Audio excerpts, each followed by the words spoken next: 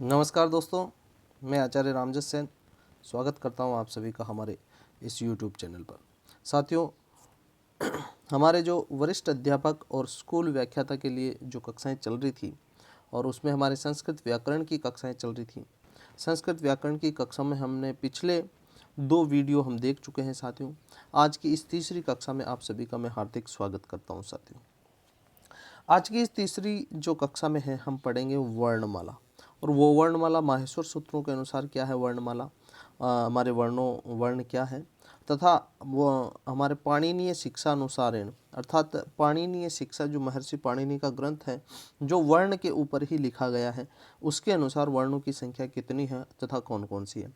आज की इस कक्षा में आप सभी का पुनः स्वागत करता हूं, और उस कक्षा को शुरुआत करूं उससे पहले मैं आपसे आग्रह जरूर करता हूं कि अभी तक आपने हमारे चैनल को सब्सक्राइब नहीं किया है तो नीचे दिए गए लाल बटन को दबा करके आप हमारे चैनल की सदस्यता ग्रहण करें अथवा सब्सक्राइब करें। साथियों, आइए शुरुआत करते हैं। आज की जो हमारी कक्षा है साथियों, वर्ण प्रकरण अथवा वर्णमाला क्या है साथियों, वर्ण प्रकरण अथवा वर्णमाला। इसकी बात करें तो वर्ण प्रकरण और वर्णमाला, माहेश्वर सूत्रों में वर्णमाला क्या है अभी पहले नंबर पे हम देखेंगे माहेश्वर सूत्रों के अनुसार। तो माहेश्वर सूत्रों के अनुसार तो माहेश्वर सूत्र आपने पिछली कक्षा में देख ही लिए हैं, कैसे प्रत्याहार का निर्माण होता है, माहेश्वर सूत्र कितने हैं तथा उनका क्रम कैसा है ये भी मैंने आपको पिछली कक्षा में बताया। अगर पिछली कक्षाएं भी आपने नहीं देखी तो डिस्क्रिप्शन में जाइए और वहाँ लिंक दे रखा है, तो उन कक्षाओं को भी आप निश्चित रूप से पहले देखिए ताकि ये कक्षा आपकी अच्छी समझ में आ सके साथियों। ये बात करते हैं माहेश्वर सूत्रों में वर्णमाला कौन कौन सी है। तो माहेश्वर सूत्रों में जो स्वर है साथियों वो स्वर कितने हैं, 9 है। और 9 कौन कौन से हैं, ए ई उ री री ए ओ आई औ। ये जो स्वर है ये स्वर माहेश्वर सूत्रों में वर्णित है। इनकी संख्या कितनी है, 9 है।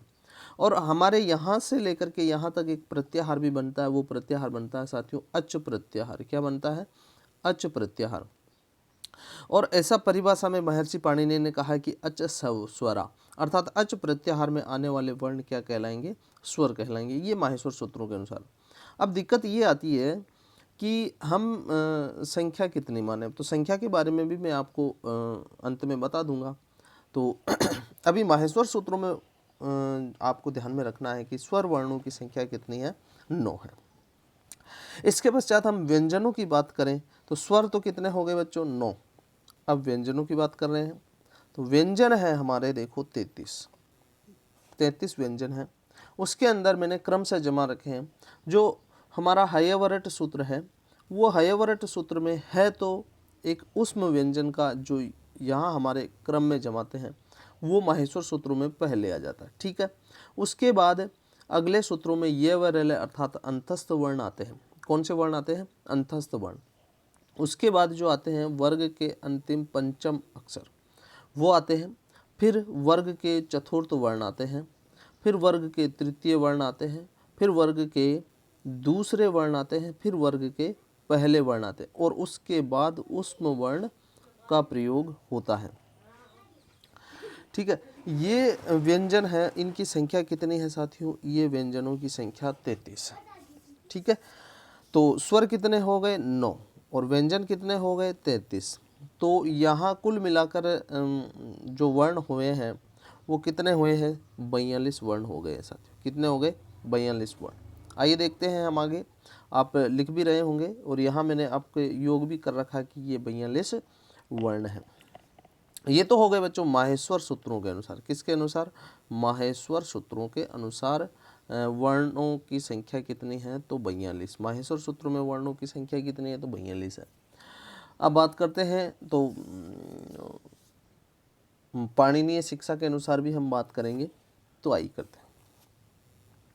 अब पाणिनीय शिक्षा क्या है, वर्ण विचार वाला जो बिंदु है, महर्षि पाणिनि ने अपना एक अलग ही ग्रंथ लिखा, पाणिनीय शिक्षा। क्या लिखा, पाणिनीय शिक्षा। और पाणिनीय शिक्षा के अनुसार वर्णमाला कैसी है, तो पाणिनीय शिक्षा के अनुसार भी हम वर्णमाला देख लेते हैं। पाणिनीय शिक्षा में वर्णों की संख्या 63 अथवा 64 मानी गई। ये प्रश्न कई परीक्षाओं में पूछा जा चुका है, रीट से लेकर के अनेक परीक्षाओं में। तो यानी छोटी से छोटे एग्जाम से लेकर के बड़े से बड़े एग्जाम में ये प्रश्न बहुत सी बार पूछा जा चुका है। और यहाँ आपको ध्यान में रखना 63 अथवा 64। और महर्षि पाणिनि ने पाणिनीय शिक्षा में कहा है कि त्रिषष्टि, त्रिषष्टि का मतलब 63, चतुष्षष्टिर्वा अथवा 64, 63 अथवा 64 वर्णः यानी वर्ण शंभु मते मता, यानी भगवान शंभु ने, भगवान शिव ने प्रदान किए हैं 63 अथवा 64 वर्ण।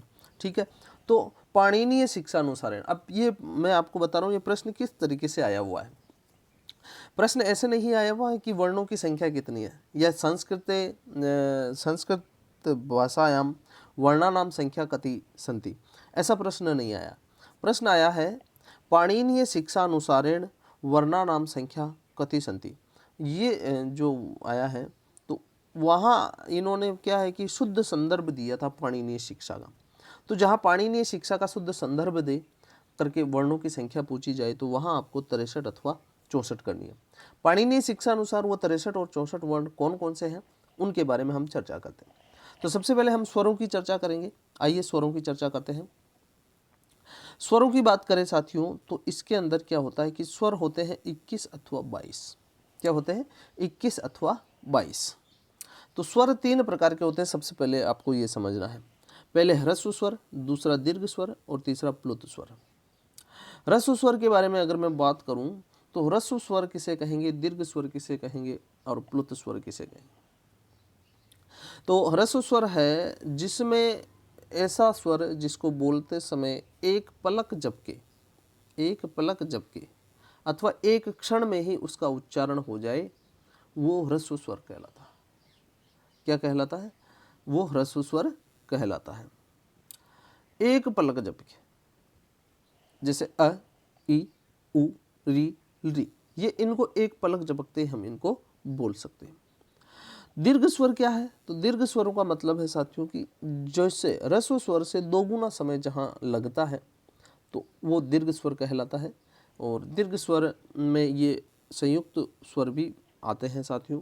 तो देखिए यहाँ अपने को इससे दोगुना समय लगा है, ई, उ, री, ए, ओ, आई, औ, ये देखो। तो यानी ह्रस्व स्वर से जहाँ दोगुना समय लगता है वो दीर्घ स्वर कहलाते हैं, और प्लुत स्वर कहलाते हैं जहाँ 3 गुना समय लगता है या 3 गुने से अधिक लगता है। तो वहाँ 3 मात्राएं होगी, तो वहाँ प्लुत स्वर के आगे हम क्या इस प्रकार का चिन्ह लगाते हैं, जैसे आ, ई, उ, री, ए, ओ, आई, औ, इस प्रकार। ये ह्रस्व दीर्घ प्लुत, ये तो आपके ये हो गए स्वर 3 प्रकार के हैं। तो 3 प्रकार के अर्थात अब इनकी संख्या कितनी है इनके बारे में भी हम बात करते हैं। तो देखो ह्रस्व स्वरों की संख्या है साथियों 5। कितनी है? 5। तथा दीर्घ स्वरों की संख्या है 8। कितनी है? 8। तथा प्लुत स्वरों की संख्या है वो भी 8।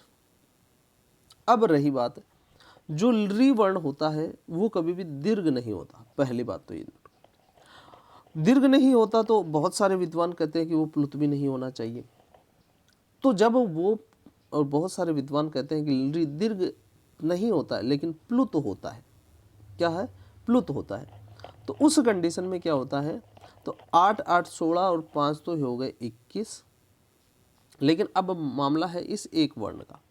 जब री वर्ण को प्लुत मान लिया जाता है तो वर्णों की संख्या 22 हो जाती है, और जब री वर्ण को प्लुत नहीं माना जाता है तो वर्णों की संख्या 21 हो जाती है।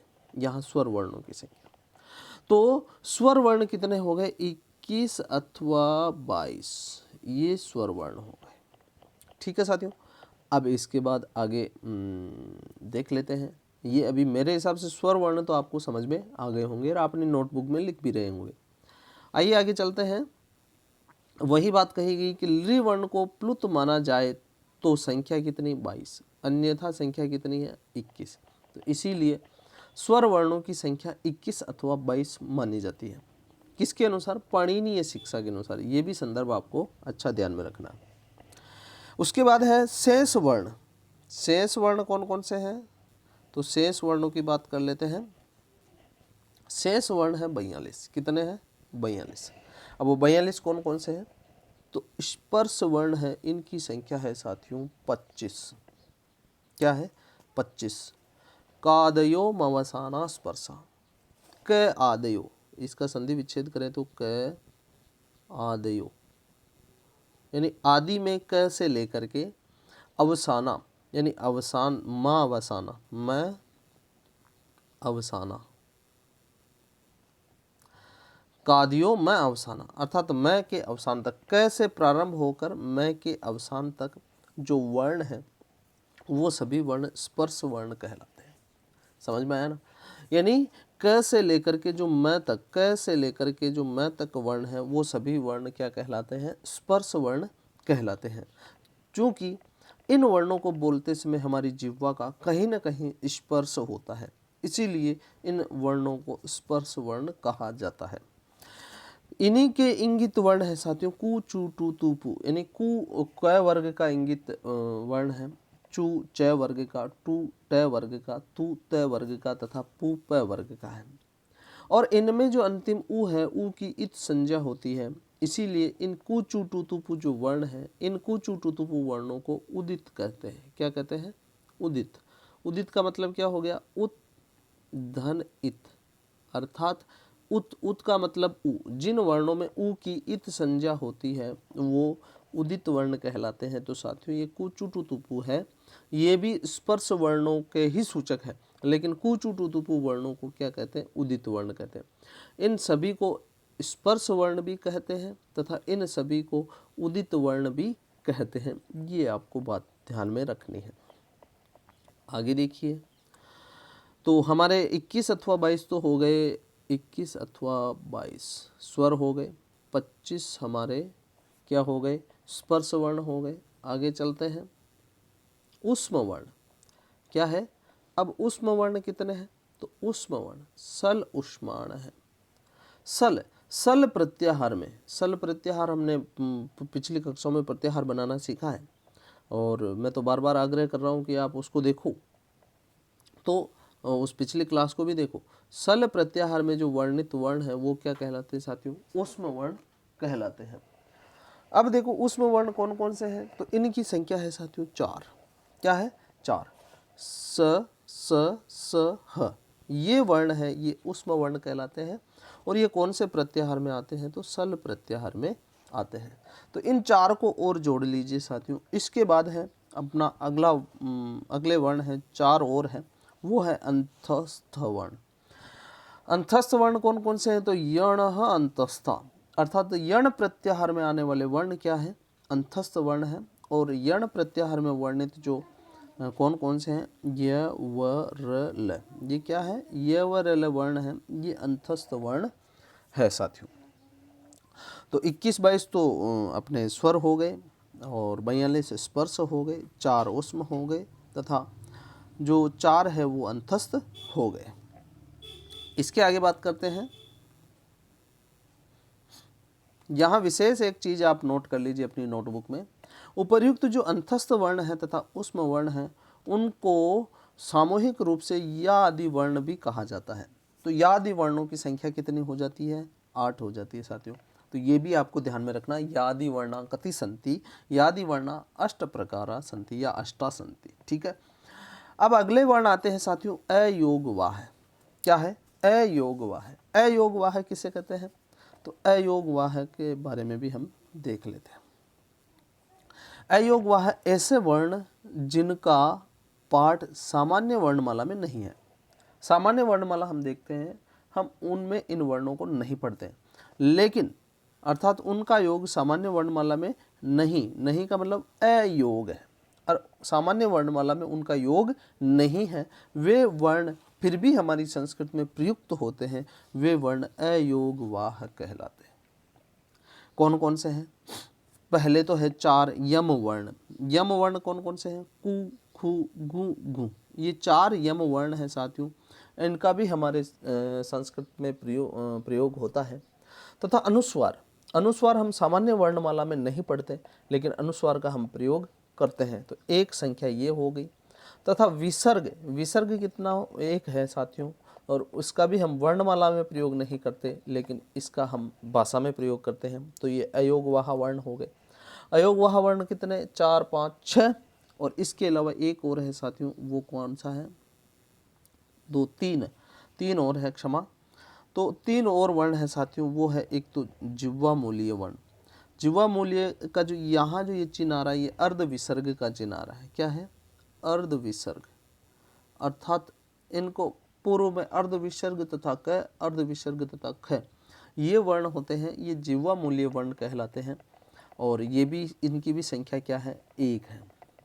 उपदमानीय वर्ण है तो अर्ध विसर्ग प, अर्ध विसर्ग फ, इनकी संख्या भी 1 मानी जाती है, तथा 1 ये। और एक अंतिम जो स्वर आता है दूष्पृष्ठ, क्या है? दूष्पृष्ठ वर्ण, जहाँ ड से पहले स्वर हो तथा ड के बाद भी स्वर हो, तो उसको इस प्रकार लिख करके इसका दूष्पृष्ठ नाम दिया जाता है। तो ये एक प्रकार का ये भी वर्ण है साथियों। और कुल मिलाकर के ये जो वर्ण हैं, इन वर्णों को अगर हम जोड़ लें तो इनकी संख्या ये 1 है। तो 4, 5, 6, 7, 8, 9 तो ये हो गए। इसके बाद क्या है? 9 के बाद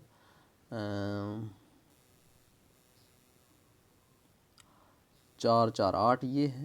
तो 8 + 9 कितने हो गए? 17। ठीक है, यहाँ तक 17 हो गए हैं। उसके बाद ये स्पर्श है, तो 25, 17। ठीक है, तो 25 और 17 कितने हो गए? 42 हो गए साथियों। और ये 42 वर्ण हैं हमारे शेष वर्ण। उसके अलावा 21 अथवा 22 वर्ण अपने स्वर हैं। तो सबसे पहले 21 मान लें और यहाँ 42 मान लें, तो 2 और 3 हो गए, 4, 2, 6 हो गए, 63। अथवा अगर लुरी को अगर हम प्लुत मानेंगे तो कितने हो जाएंगे साथियों? 64 हो जाएंगे। तो महर्षि पाणिनि के अनुसार, यानी पाणिनीय शिक्षा अनुसारेण वर्णा कथि संति, पाणिनीय शिक्षा अनुसारेण वर्णा 63, 63, 64 व वर्णा संति। ठीक है साथियों, तो ये हमारा वर्ण प्रकरण हो गया। अब एक दिक्कत ये आ रही थी आपके, वो दिक्कत ये थी कि अगर हमें वर्णों स्वरों की संख्या पूछ ली जाए तो हम क्या करेंगे। तो स्वरों की संख्या का भी मैं समाधान कर देता हूँ कि स्वर वर्णा संति, ये तीनों ही अभी मैं विकल्प बताऊंगा, उसमें सारे प्रश्न पूछे जा चुके हैं। स्वर वर्णा संति, तो सबसे पहले एक तो स्वर वर्ण होते हैं 9, क्योंकि माहेश्वर सूत्र में इनका प्रयोग होता है। इनको दीर्घ माना जाए इससे 24 सूत्र से, तो इनका ये 13 संख्या होती है। और पाणिनीय शिक्षा अनुसार 63 नहीं 21 अथवा 22 होती है। ठीक है बच्चों, अब 21 अथवा 22 होती है, 9 होती है, 13। अब इनमें ऑप्शन में कौन सा हम सही मानेंगे? देखिए, अब आपके सामने अगर पहला प्रश्न ऐसा पूछ लिया जाए कि पाणिनीय शिक्षा अनुसारेण स्वर वर्णा कथि संति, तो 21 अथवा 22, ये आपका पास स्पष्ट उत्तर होना चाहिए अगर संदर्भ दे दिया जाए पाणिनीय शिक्षा अनुसारेण का। रही बात, ये यहाँ से कट गया, क्योंकि यहाँ मैंने आपको बता दिया कि प्रश्न इस प्रकार का आएगा अगर ऑप्शन में ये उत्तर सही होगा तो। दूसरा है, जब पाणिनीय शिक्षा का आपको उदाहरण नहीं दे, सिंपल सा प्रश्न पूछे स्वर वर्णा कति संति या स्वरा कति संति, तो अब 9 करें या 13 करें। तो सामान्यतः यहाँ जो माना जाता है वो 13 माने जाते हैं, लेकिन अब मैं आपको बता दूं कि यहाँ ऑप्शन में कभी भी 9 और 13 एक साथ नहीं आएंगे। या तो आएंगे 9, या तो क्या आएंगे 9, अथवा आएंगे 13। क्या आएंगे? 13। या तो 9 आएंगे या 13 आएंगे। अब इन आप 9 आएंगे तो 9 को सही करना, 13 आए तो 13 को सही करना है। अब साहब दिक्कत ये थी कि अब दोनों आ गए, या फिर ऐसा प्रश्न ऐसा पूछ लिया जाए कि माहेश्वर सूत्रेषु वर्णिता स्वर वर्णा कति संति, तो फिर वहाँ उत्तर क्या आएगा? 9 ही आएगा। और सामान्य प्रश्न आ जाता है वहाँ आपको 13 वर्ण करने हैं साथियों। तो ये मेरे हिसाब से इसको आपके समाधान हो गया होगा। और आज की ये कक्षा मुझे पता है आपको बहुत अच्छी लगी होगी, और यहाँ मैं आपको उज्जवल भविष्य की कामना करता हूँ कि आपका सिलेक्शन अब की बार जो भर्ती आ रही है उसमें होवे। लेकिन उससे पहले आप अपने सभी दोस्तों को इस वीडियो को शेयर ज़रूर करें, ताकि उनको भी इसका लाभ बिल्कुल निःशुल्क मिल सके साथियों। धन्यवाद, बहुत बहुत आभार।